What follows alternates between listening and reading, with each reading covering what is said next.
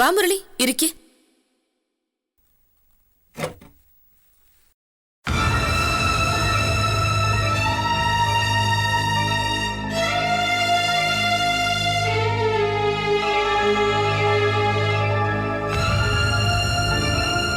എടി നീരജെ, വീട്ടിലേക്ക് 2 ഗസ്റ്റ് കയറി വരുമ്പോ നീ എന്താ ഒരു മൈൻഡ് ഇല്ലാതെ? ഓ, അങ്കിളുടെ വീട്ടിൽ വന്ന് താമസിച്ചുകൊണ്ടിരുന്നപ്പോ എല്ലാവരുടെയും മൈൻഡ് ഞങ്ങൾ കണ്ടതാ.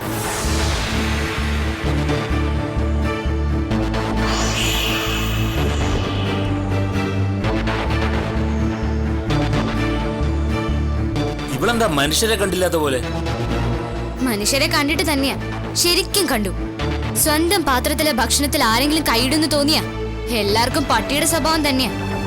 അന്നേരം സ്വന്തവും ബന്ധവും ഒക്കെ കണക്കാ.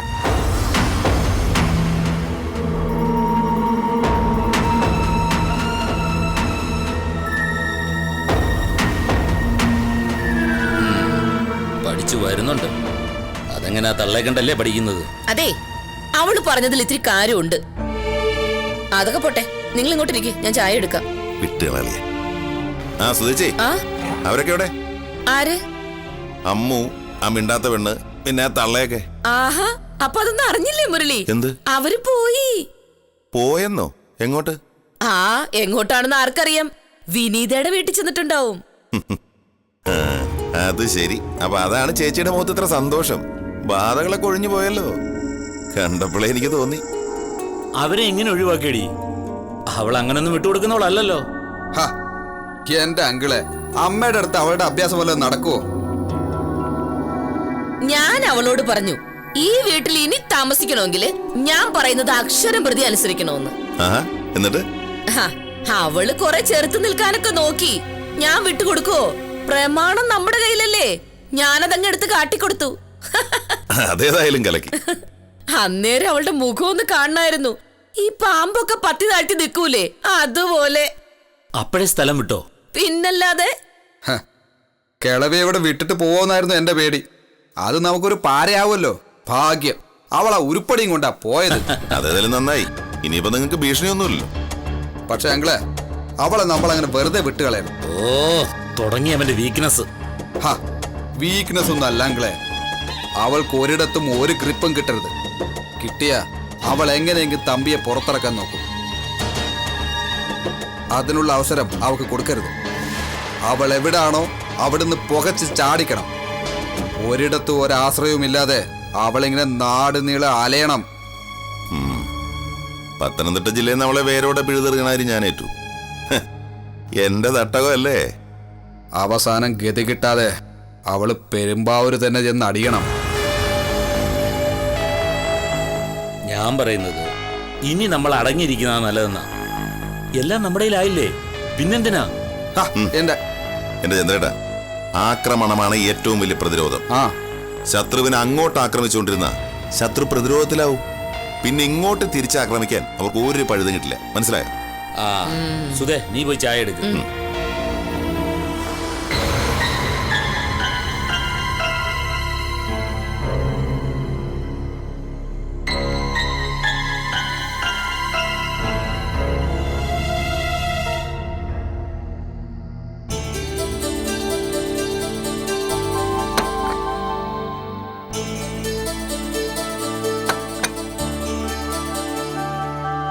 അവൻ കാശിന് കൊള്ളാത്തവനാണെന്നേ.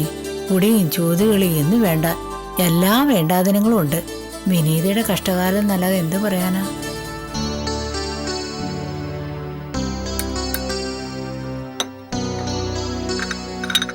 മോളെ, അമ്മൂനെ ആ കൊച്ചിനെയും കൂടി വിളിച്ചോണ്ട് വാ. ചെല്ലേ, വരൂ, കൈ കഴിക്കുള്ളൂ.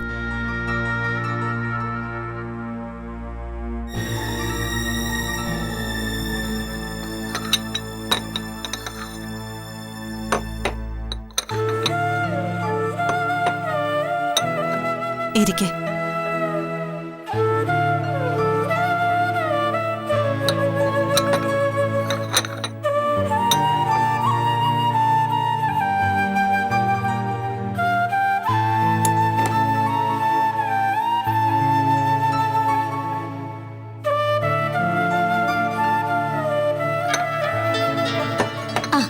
കൈ കഴുകിട്ടിരുന്നു.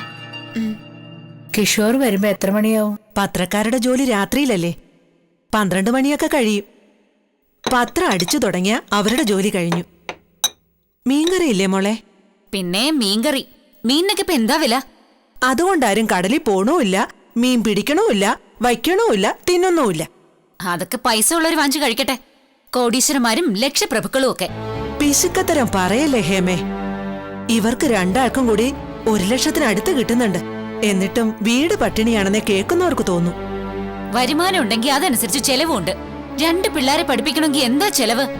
നിന്റെ സംസാരം കേട്ടാ തോന്നുമല്ലോ നിനക്ക് മാത്രമേ ഈ ലോകത്ത് മക്കളുണ്ടായിട്ടുള്ളൂ എന്ന്. ഞങ്ങളും മക്കളെ തന്നെയാ വളർത്തിയത്, അല്ലാതെ നിന്റെ അച്ഛനും അമ്മയും വളർത്തിയതുപോലെ കുറെ പോത്തിനെ എരുമേനെയൊന്നും അല്ല. കൊടുത്തു മറമ്മത്ത് തന്നെ. എന്റെ അച്ഛനമ്മമാര് പോത്തിനെ എരുമയും വളർത്തിയിട്ടുണ്ടെങ്കിൽ അതിന്റെ ഒരു പങ്ക് നിങ്ങളുടെ മകൻ കണക്ക് പറഞ്ഞു വാങ്ങിയിട്ടുണ്ട്. അതുകൊണ്ടല്ലേ എന്റെ മോൻ പട്ടിണി കൂടാതെ 3 നേരം കഞ്ഞി കുടിച്ച് കഴിയുന്നേ. നീ മാത്രം വലിയ ജോലിക്കാരി. ഞാനും എന്റെ മക്കളെ ജോലിയെടുത്ത് തന്നെയാ വളർത്തിയത്. എന്റെ മോനെ പഠിപ്പിച്ചതും ജോലിക്കാരനാക്കിയതും ഞങ്ങൾ നല്ലോണം അധ്വാനിച്ചിട്ട് തന്നെയാ. ഒരു മഹാകാര്യം പറഞ്ഞുകൊണ്ട് വന്നിരിക്കുന്നു. എന്റെ സരസ്വതി, ഇപ്പോഴത്തെ പിള്ളേരുടെ വിചാരം മക്കളെ പ്രസവിക്കലും വളർത്തലും പഠിപ്പിക്കലും ജോലി ചെയ്യലും എല്ലാം ഇതിനു മുമ്പ് ആരും ചെയ്തിട്ടില്ലെന്ന് മട്ടില്ല. മുത്തശ്ശി എന്തിനാ ഇതിനിടയ്ക്ക് കയറി പറയുന്നേ? പറയട്ടെ, പറയാൻ അവകാശമുണ്ടല്ലോ.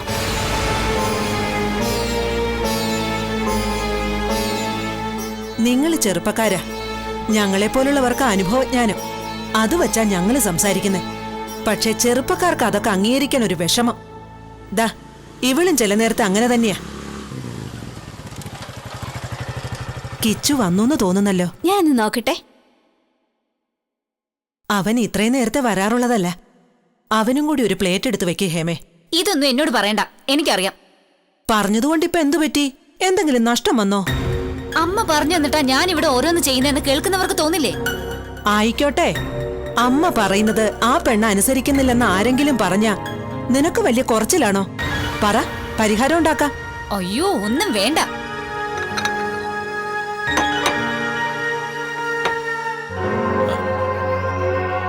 ഇവിടെ ആരും കഴിച്ചില്ലേ? കഴിക്കാനിരുന്നുള്ളൂ. വേഗം കൈ കഴിയിട്ടുവാ. നിങ്ങൾ ഇരിക്കി.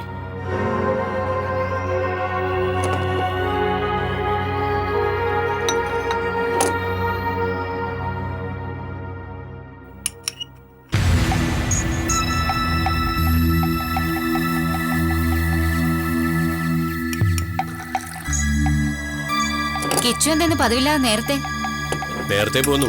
ഇവിടെ ഗസ്റ്റ് ഒക്കെ ഉള്ളതല്ലേ. അതിനെന്താ? ഇവിടെ അമ്മയില്ലേ, ഞാനില്ലേ? കിച്ചു ലീവ് എടുക്കണമായിരുന്നോ? ലീവ് എടുത്തു എന്ന് നിന്നോടാരാ പറഞ്ഞേ? എന്റെ ജോലി ഞാൻ വേറൊരാളെ ഏൽപ്പിച്ചു പോന്നു. ഇനി അയാൾ ഒരെണ്ണം എന്തെങ്കിലും തലയിൽ വെച്ച് തരില്ലേ? നീ ചെയ്യേണ്ടി വരില്ല ഒരിക്കലും. അത് എന്റെ പത്ര ഓഫീസിലെ ജോലിയല്ലേ.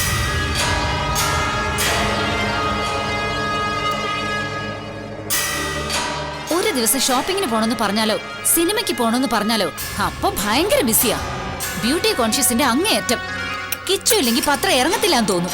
നീ അവന് ഇത്തിരി സ്വൈരം കൊടുക്കണ്ടേ ഹേമേ? അവനിങ്ങോട്ട് വന്ന് കേറിയതല്ലേ ഉള്ളൂ.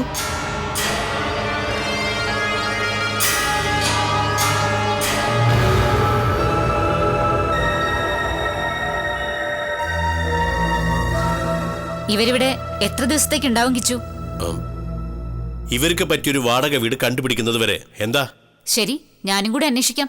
വേഗം കാര്യം നടക്കണമെങ്കിൽ അതല്ലേ ഉള്ളു മാർഗം.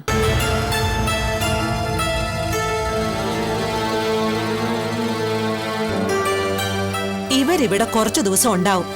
നിന്റെ ശമ്പളത്തിൽ നിന്നെടുത്ത് ഇവർക്ക് ചെലവിന് കൊടുക്കണ്ട.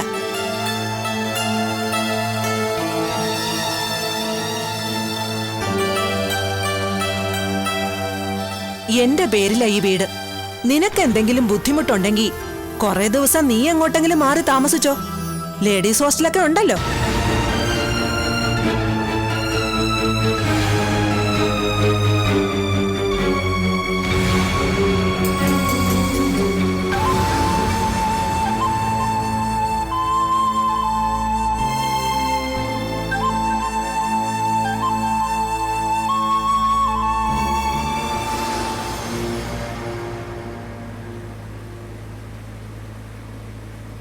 നിനക്ക് എവിടെയാണ് ഇറങ്ങേണ്ടത്?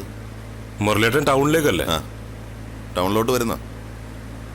ഓ ഞാനില്ല മുരളിയേട്ടാ, എന്നെ അപ്പുറത്ത് എവിടെയെങ്കിലും ഇറക്കിയാൽ മതി. എടാ പാർട്ടി ഓഫീസിൽ ചെന്നിട്ടൊരു ചായ കുടിച്ചങ്ങ് പിരിയാം. വേണ്ടെന്നേ, എനിക്ക് വേറെ ഒരിടത്ത് പോകാനുണ്ട്.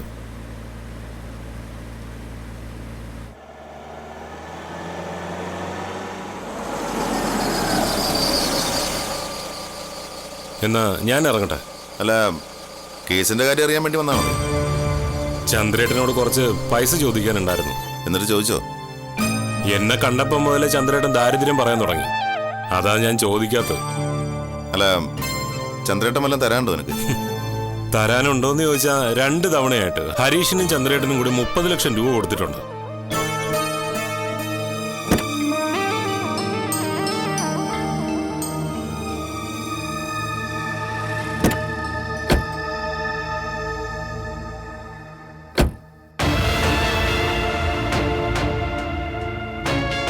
എന്താ മുരളിയേട്ടാ? അല്ലടാ അത് നിങ്ങൾ കൊടുക്കാനുള്ള പൈസ അല്ലായിരുന്നു? കൊടുക്കാനുള്ളതൊന്നുമല്ല, അവരുടെ പ്രോപ്പർട്ടിയുടെ പ്രമാണം എടുത്തു കൊടുക്കാത്തതിന് തൽക്കാലം ഞങ്ങളോട് വസൂലാക്കിയ പൈസയാ. ഇപ്പോ പ്രമാണം തിരിച്ചു കിട്ടിയല്ലോ, പിന്നെന്താ? അങ്ങനെ പറയില്ല ജയ. പ്രമാണങ്ങളെല്ലാം തിരിച്ചു കിട്ടിയത് നിങ്ങളുടെ മെടുക്കൊണ്ടാണോ? അല്ലല്ലോ. വിജിലൻസ് റെയ്ഡ് നടത്തിയതും പ്രമാണങ്ങൾ തിരിച്ചെടുപ്പിച്ചതും ഞാൻ റിസ്ക് എടുത്ത. റിസ്ക് എന്ന് വെച്ചാ ജയശീലൊന്നും ഒരിക്കലും ഊഹിക്കാൻ പറ്റാത്തത്ര വലിയ റിസ്ക്. അതുകൊണ്ട് ആ അവകാശവാദം വേണ്ട. പക്ഷേ അതുകൊണ്ട് ഞങ്ങൾക്ക് നേട്ടമൊന്നും ഉണ്ടായില്ലല്ലോ മുരളിയേട്ടാ. നിങ്ങൾക്ക് ഒരു നേട്ടം ഉണ്ടായില്ലേ? ആ വീട് കിട്ടിയോ? ഇല്ല, അവിടുന്ന് ഇറങ്ങിപ്പോവേണ്ടിയും വന്നു. എടാ നിങ്ങളുടെ മുഖ്യ ശത്രുവിനെ വീട്ടിൽ നിന്ന് ആട്ടി പായിച്ചില്ലേ? അത് വലിയ നേട്ടമല്ലേ? ഇനി നിങ്ങൾക്ക് ആ വീട് തുറന്നു കിട്ടണം. ഉടനെ തുറന്നാ അവള് വന്ന് കേറിയാലോ?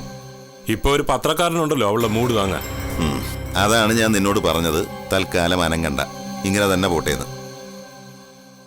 മുരളിയേട്ടാ, അമ്മു ഓഫീസിൽ വരുന്ന തടയാൻ എന്തെങ്കിലും മാർഗമുണ്ടോ? എടാ ഓഫീസിന്റെ ഭരണം നമ്മൾ പിടിച്ചെടുക്കണം. എങ്ങനെ? ബലം പ്രയോഗിച്ച്. ഒരു ദിവസം അങ്ങോട്ട് ഇരച്ചു കയറണം. പക്ഷേ അവിടുത്തെ സ്റ്റാഫ്സ് മുഴുവൻ അവളുടെ കൂടെ നിൽക്കും. സ്റ്റാഫിനെ വിട്ടിട്ട് തൊഴിലാളികളെ കയ്യിലെടുക്കണം. എടാ ഒന്നും കയ്യിലോട്ട് കിട്ടത്തില്ല. കുറച്ചേ റിസ്ക് എടുക്കണം. റിസ്ക് എടുത്ത് ഇപ്പൊ 3-4 തവണ ജയിലിൽ കയറി ഇറങ്ങിയതാ. സാരമില്ലടാ, നമുക്ക് എല്ലാവർക്കും കൂടി ഒന്നുകൂടി ഒന്ന് ശ്രമിച്ചു നോക്കാം.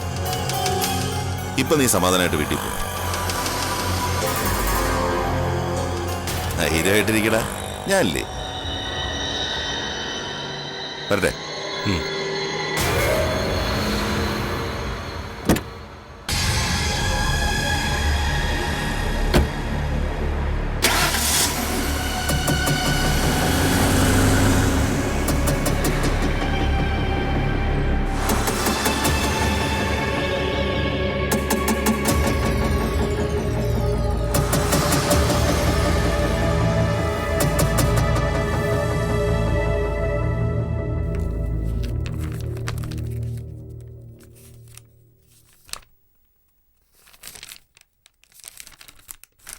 സർ. എന്താണോ? ആ ജയശീലനും കൂട്ടരും പിന്നെയും വഴക്കിന് വന്നിരിക്കുന്നു. നേതാവ് മുരളീകൃഷ്ണനും ഉണ്ട്. എന്താ അവരുടെ ഉദ്ദേശം? അറിഞ്ഞൂടാ. സ്റ്റാഫിനെ എല്ലാം വിളിച്ചു കൂട്ടാൻ പറഞ്ഞു. വേറൊരു ചെറുപ്പക്കാരനും കൂടെ വന്നിട്ടുണ്ട്. അതാരാ? സാർ അങ്ങോട്ട് വാ. അവന്മാരോട് മറുപടി പറയാൻ വേറെ ആരാ ഉള്ളത്? മാഡം ഇതുവരെത്തിയിട്ടില്ലല്ലോ. ഇല്ല സർ, ഇന്ന് വരില്ല എന്ന് വിളിച്ച് പറഞ്ഞിട്ടുണ്ടായിരുന്നു. ഇനിയിപ്പോ സാറേ ഉള്ളൂ.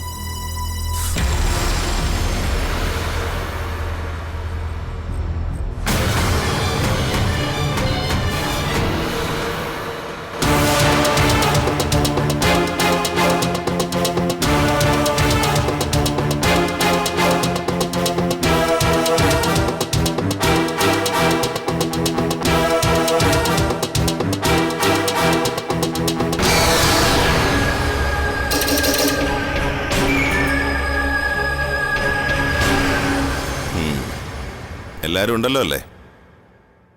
നിങ്ങളെല്ലാം കാണണമെന്ന് പറഞ്ഞത് നിങ്ങളുടെ സൗന്ദര്യം കാണാനല്ല, പിന്നെന്തിനാ?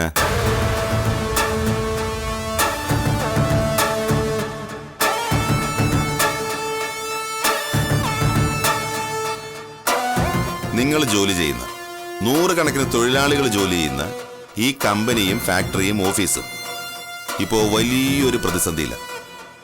എന്താണെന്ന് മനസ്സിലായോ? മനസ്സിലായില്ല. തനിക്ക് ഞാൻ സ്പെഷ്യലായിട്ട് മനസ്സിലാക്കി തരാം.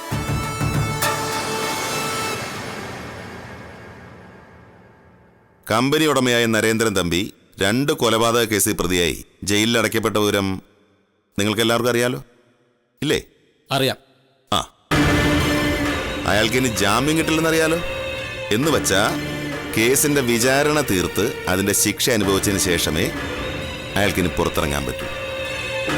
ഒരു കേസിന്റെ ട്രയൽ തീരണമെങ്കിൽ പോലും ചുരുങ്ങിയത് 2 വർഷം എടുക്കും. 18 വർഷം വരെ നീണ്ടുപോകുന്ന വിചാരണകൾ കൂടി ഉണ്ടെന്ന് ഓർക്കണം. അപ്പോ 2 കേസിന്റെ വിചാരണ തീരണമെങ്കിൽ കുറഞ്ഞത് 4 വർഷം. ആര് നടത്തും 4 വർഷം ഈ കമ്പനി? തമ്പി സാറിന്റെ വൈഫുണ്ടല്ലോ.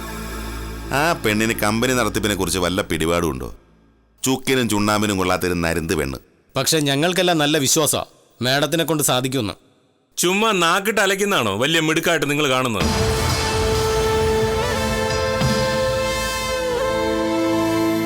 ഓക്കെ, 4 വർഷം അവള് നടത്തിയെന്നിരിക്കട്ടെ. തമ്പിക്ക് ശിക്ഷ കിട്ടാതിരിക്കില്ലല്ലോ. 2 അരുങ്കൊല ചെയ്ത തമ്പിക്ക് വധശിക്ഷ കിട്ടാനാണ് സാധ്യത. ഈ കൊല്ലപ്പെട്ടതിൽ ഒരാളെ ഒരു സ്ത്രീയാണെന്ന് ആലോചിക്കണം. ഇനിയിപ്പോ വധശിക്ഷ കിട്ടിയില്ലെങ്കിലും ജീവപര്യന്തം ഉറപ്പ്. 14 വർഷം കഴിയും ജയിലിൽ നിന്ന് ഇറങ്ങാൻ. അതുവരെ ഈ കമ്പനി പൂട്ടിയിടണോ?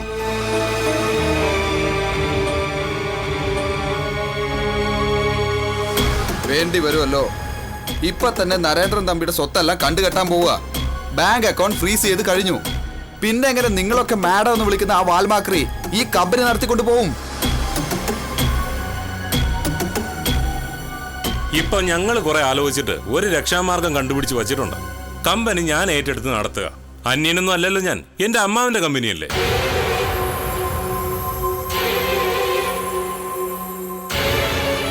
നരേന്ദ്രൻ തമ്പിക്കോ അയാളുടെ ഭാര്യയ്ക്കോ ഇനി ഈ കമ്പനി സുഖമായിട്ട് നടത്താൻ സാധ്യമല്ല. പല നിയമ തടസ്സങ്ങളുണ്ട്. ഫലത്തിൽ കാലക്രമേണ ഇത് പൂട്ടിപ്പോവും. ഓഫീസ് സ്റ്റാഫും ഫാക്ടറി തൊഴിലാളികളും ജോലി നഷ്ടപ്പെട്ട് വീട്ടിലിരിക്കേണ്ടി വരും. ഇപ്പോഴാണെങ്കിൽ ജയശീലൻ കമ്പനി ഏറ്റെടുക്കും. നിങ്ങൾ ഓഫീസ് സ്റ്റാഫിന്റെ മുഴുവൻ സപ്പോർട്ടും ജയശീലിന് കൊടുത്ത എല്ലാ കാര്യങ്ങളും ഭംഗിയായിട്ട് നടക്കും. Sorry sir.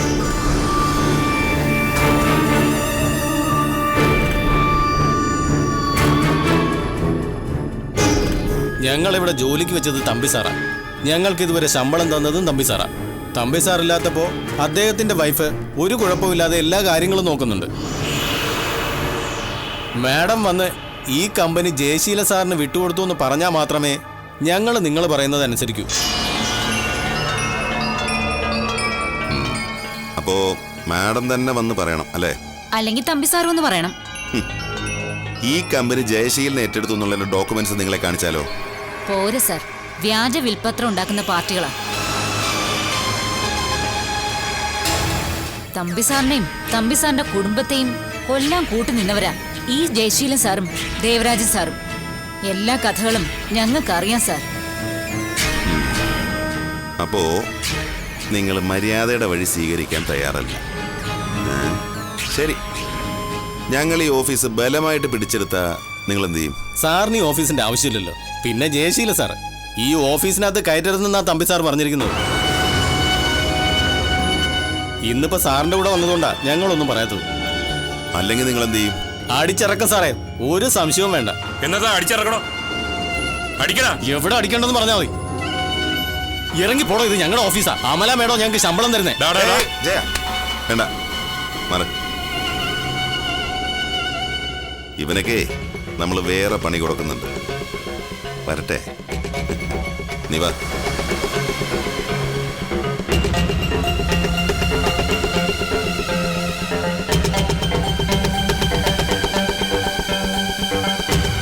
നിന്റെയൊക്കെ ഓഫീസുണ്ടല്ലോ, ഒരാഴ്ചക്കൊക്കെ ഞാൻ പൂട്ടിത്തരും. മുരളീകൃഷ്ണനോടാ കളി.